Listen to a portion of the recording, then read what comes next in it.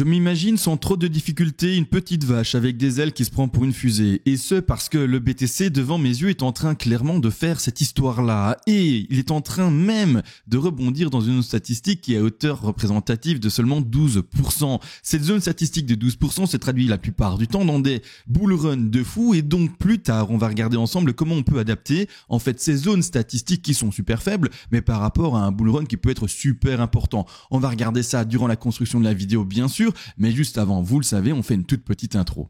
Avant de commencer l'analyse, remercions le sponsor de cette vidéo qui n'est d'autre que moi-même et par extension en fait toi également. Donc du coup merci d'avance pour le geste que tu fais à la chaîne. Si tu veux apprendre les vagues que je vais développer devant tes yeux, tu peux te procurer le PDF pour la modique somme de 25 €. Il t'expliquera tout ce qu'il faut pour construire un plan et t'aider à trader de façon rationnelle comme un pro. Si c'est pas beau, avoue franchement. Si tu as besoin tout de même d'apprendre de façon plus active, souscris-toi à la chaîne pour 50 € par mois. Tu peux prendre un mois et arrêter ou prendre plusieurs mois, c'est toi qui es libre. Cette souscription, c'est le PDF qui est lui-même à 25 € déjà.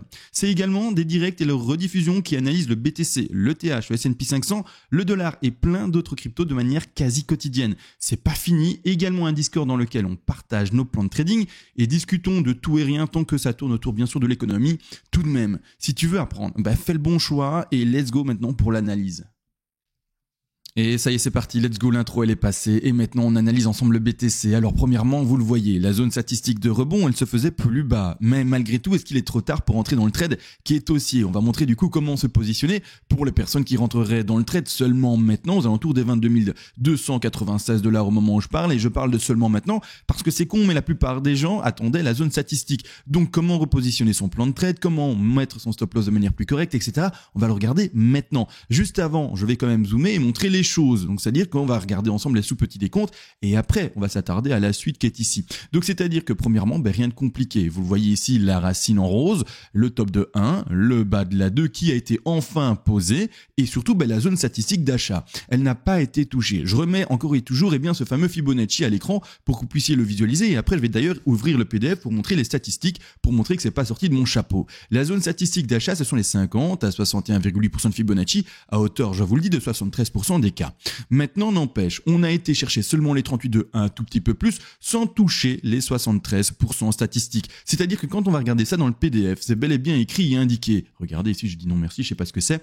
On retrouve bel et bien en fait la zone statistique 50-61 à hauteur de 73% des cas. Si on ne touche pas cette zone, si on n'atteint même pas cette zone, on se retrouve dans la zone des 38,2 et seulement 12% des deux qui corrigent dans cette zone-là. C'est-à-dire que clairement, on se retrouve dans quelque chose d'assez rare, d'assez finalement exceptionnel et on va essayer aujourd'hui finalement de le mettre en compte et de le prendre en compte dans tous nos futurs trades parce qu'il est vrai, on va pas le nier, si on est dans un bull run qui ressemble, alors je vais faire exprès de dézoomer très fortement, on va partir en weekly.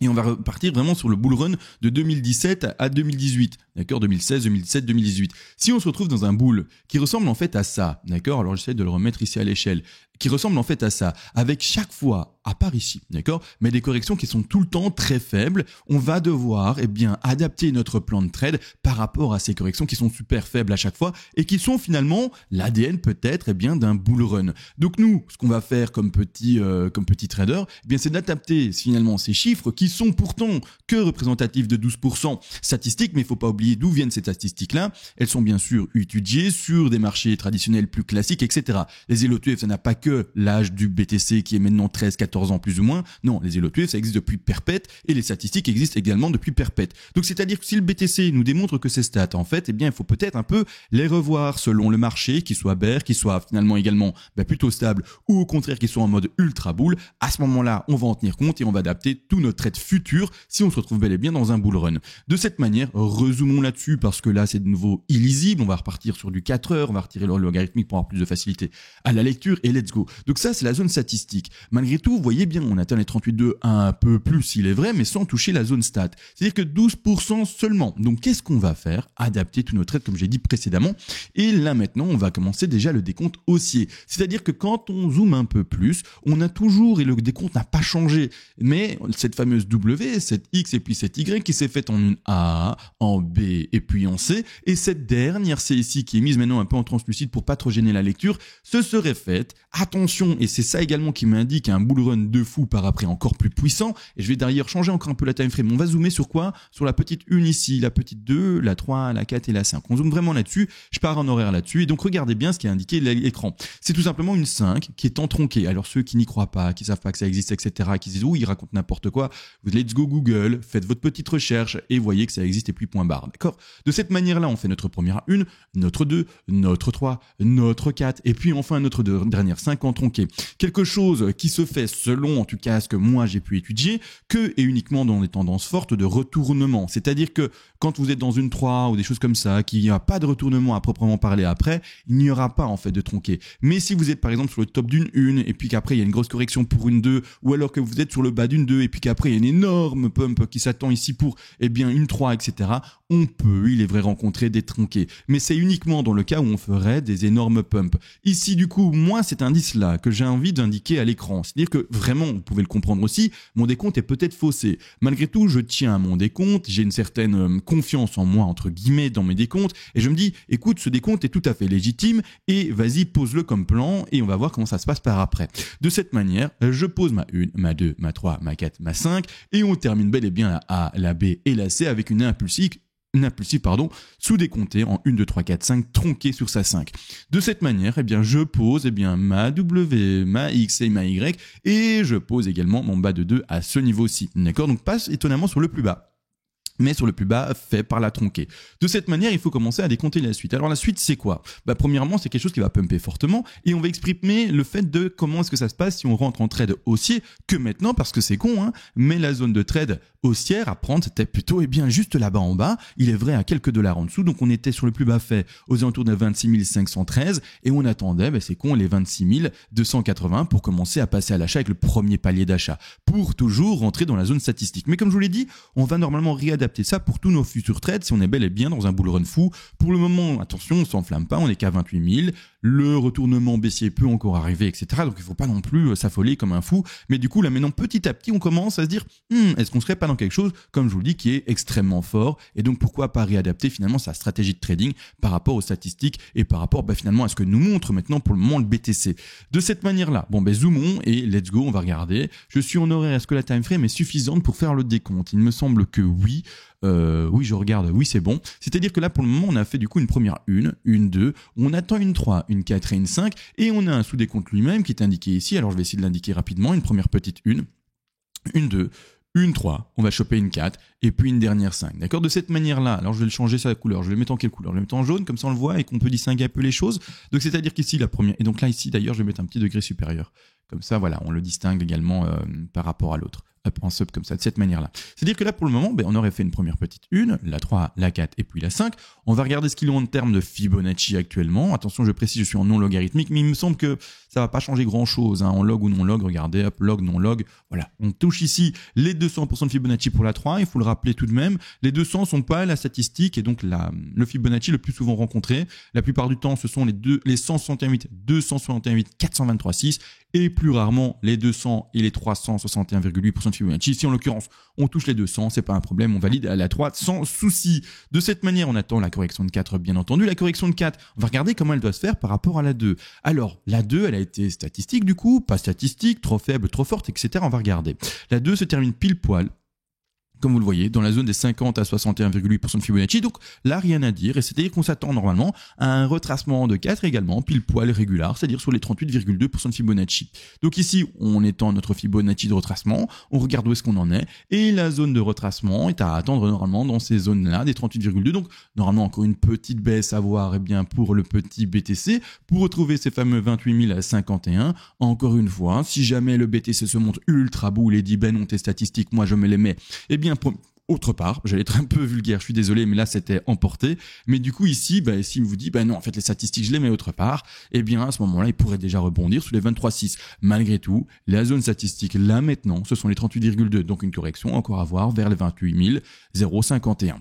De cette manière, enfin après, on va pouvoir faire le dernier petit pump pour cette toute petite time frame ici en horaire. Donc on prendra également son Fibonacci d'extension, on le placera en top de 1, en bas de 4 pour le moment posé par rapport au scénario, parce que le BTC n'a pas encore été chercher ce prix-là, mais on travaille les prix aussi ici, selon en tout cas les statistiques, et les prix que pourront rencontrer le BTC à ce moment-là pour cette petite time frame seront les 100% de Fibonacci aux alentours des 28 803 $, un peu plus haut les 161,8 qui sont ici les 29 266 $, et encore un peu plus haut également les fameux 261,8% de Fibonacci qui sont en l'occurrence carrément les 30 000 $. Ce que vous devez également comprendre là à l'écran, c'est qu'on a un degré supérieur en blanc, et souvent il est meilleur de faire finalement confiance à ce degré supérieur.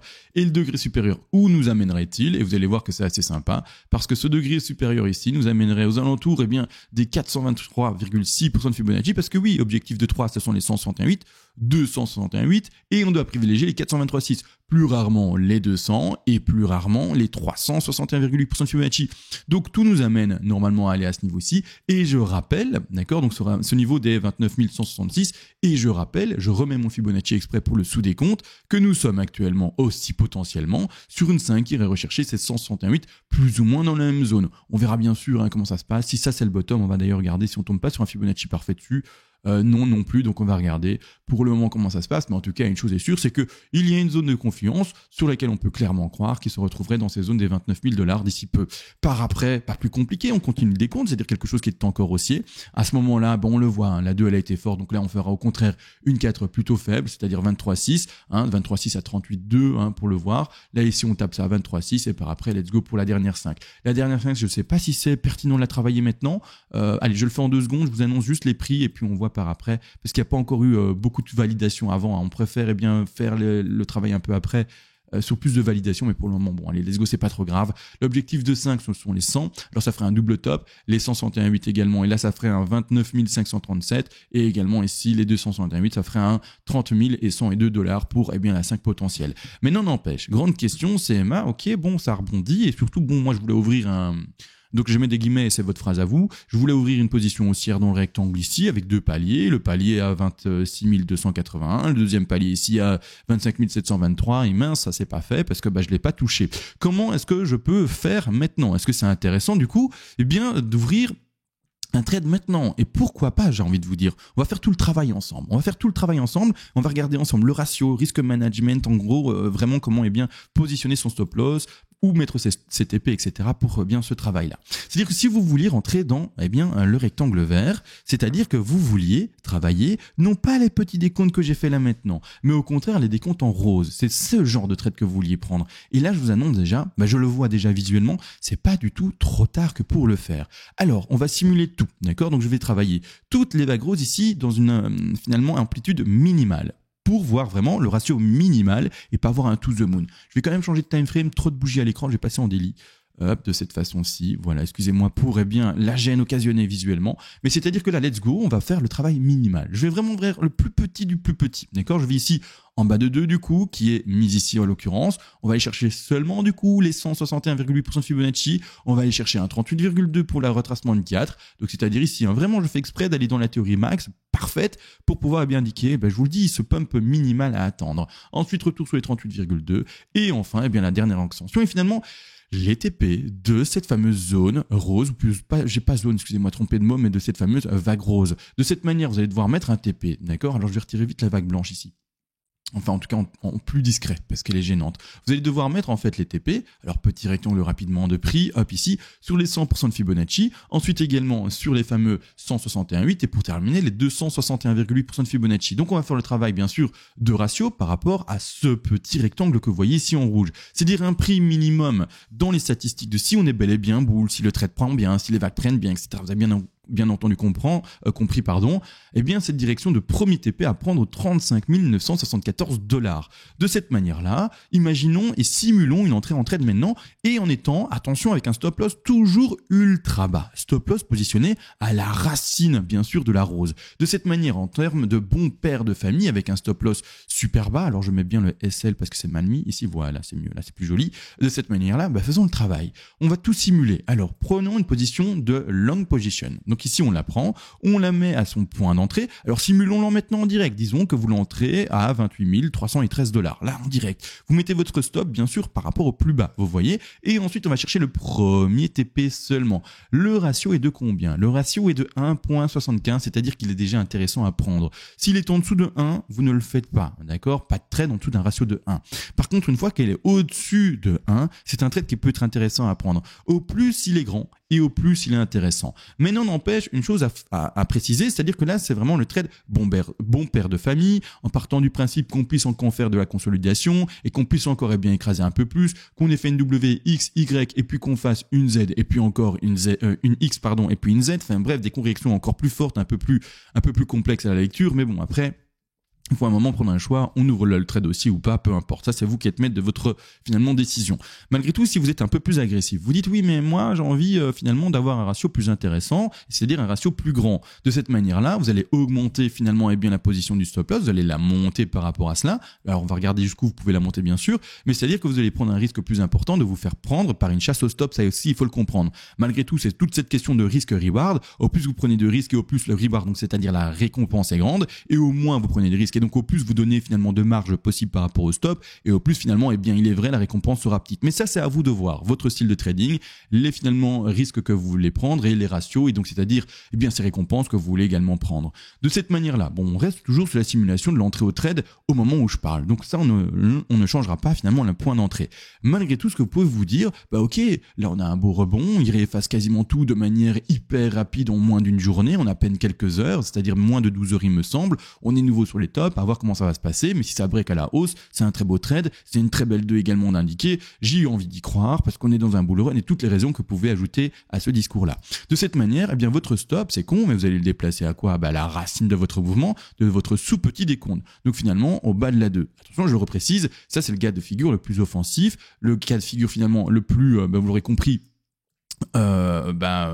risqué entre guillemets, mais celui qui donnera du coup également le plus grand reward possible. À ce moment, le travail ne sera plus le même. Vous allez voir que le 1.75 va changer. Je vais déplacer la zone du stop loss, diminuer son exposition, et là on est sur un reward de 4.4. Donc à ce moment-là, est-ce que c'est pas intéressant de rentrer dans ce trade? Je vous répondrai que si ça l'est, d'accord. En plus de ça, on fait le travail par rapport au premier TP. Si le BTC devait se montrer encore plus bullish et aller chercher les 38 000 ou voire même les 43 000, je vous dis pas les pépettes que vous allez vous faire. Donc ici, oui, c'est intéressant, bien sûr, pour ce degré en rose. Moi, personnellement, je ne suis pas dans ce trade. Je rappelle dans quel trade je suis. Je suis dans le trade qui est rentré ici aux alentours, des 20 000 $. Donc, c'est-à-dire la grosse correction qu'on a eue ici. Oui, c'est déjà le bottom. On est déjà en train de voir un truc qui peut un peu fou comme ça. Moi-même, je suis choqué en mode, waouh, le bottom est déjà indiqué de cette manière-là. Attention, je dis bottom, c'est vrai, je m'avance un peu vite. Il y a toujours le scénario bear qui existe. Peut-être qu'on n'a pas fait le bottom, etc. Mais bon, moi, personnellement, comme je suis rentré dans le plan bull et que je suis assez convaincu par moi-même, après, c'est qu'une conviction, on s'en fout. Après, il faut pouvoir se mettre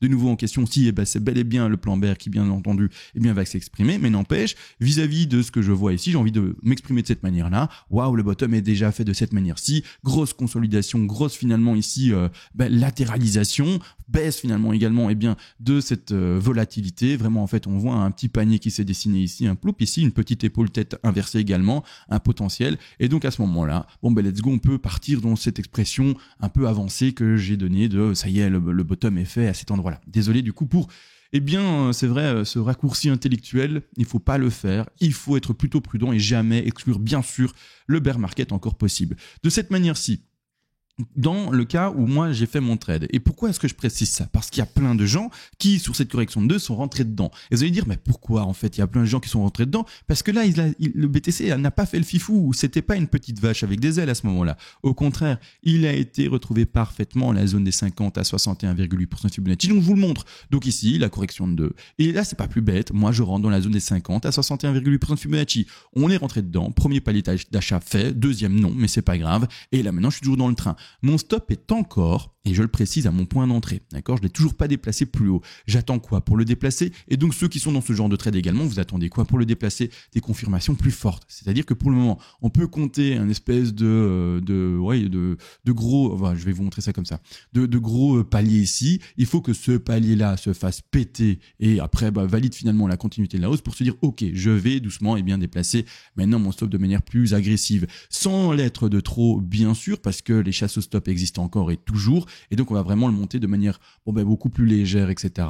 Doucement, on a tout le temps, on joue quel genre de mouvement, je le rappelle, on joue des mouvements qui vont voir des hausses ultra folles et qui se retrouvent là à droite. Les TP grands en rouge ici, ce sont ceux qui sont représentés par rapport aux vagues jaunes. Vous voyez, le TP1 est donc, c'est-à-dire la hausse minimum de mon TP, est à prendre ici aux alentours des 39 000 $ tout de même, d'accord? Également, le deuxième TP est à 45 000 et mon troisième TP se situe à 55 000. Je pourrais même d'ailleurs l'adapter si on voit que l'intensité boule est encore plus forte, etc. Et là, j'aurais aucun scrupule également à augmenter ou ajouter d'ailleurs des TP supérieurs par rapport à ceci. Donc là, doucement, les gars qui sont rentrés en trade à 20 000, 19 000 $, on attend pépère, que le cours monte et puis point barre. On évite les chasses au stop parce qu'on est là pour un long laps de temps, donc finalement on n'en a rien à faire. Le BTC déjà tellement bien pumpé par rapport à notre point d'entrée qu'on n'a plus trop de risques de laisser notre stop là-bas en dessous. Donc on reste en dessous pour le moment, on n'est pas trop gourmand, on attend des confirmations supérieures avec des niveau ici de consolidation qui seront à chaque fois break vers le haut, et après, et vous verrez que je vais le faire vraiment beaucoup plus tard, je déplacerai mon stop loss vers le haut. Pour le moment, non, chill, tranquillou, on l'a mis à son point d'entrée, on a pris un TP de sécu, et puis voilà, c'est déjà un trade qui ne peut plus être perdant, et on attend la suite bien sûr pour celui-ci. Là maintenant, je pense que j'ai tout bien précisé. On a vu les toutes petites time frames, on a vu également la time frame légèrement plus grande par rapport au trade qui a été ouvert aux alentours des 19 000, 20 000. Je pense que j'ai fait le tour. Encore une fois, merci pour votre suivi. N'oubliez pas, si vous voulez, il y a un PDF pour apprendre ce que je suis en train d'expliquer, ou également de manière plus dynamique, vous le savez également, il y a le fameux Discord et les directs disponibles. Sur ce les gars, on se laisse et on se voit à la prochaine. Ciao.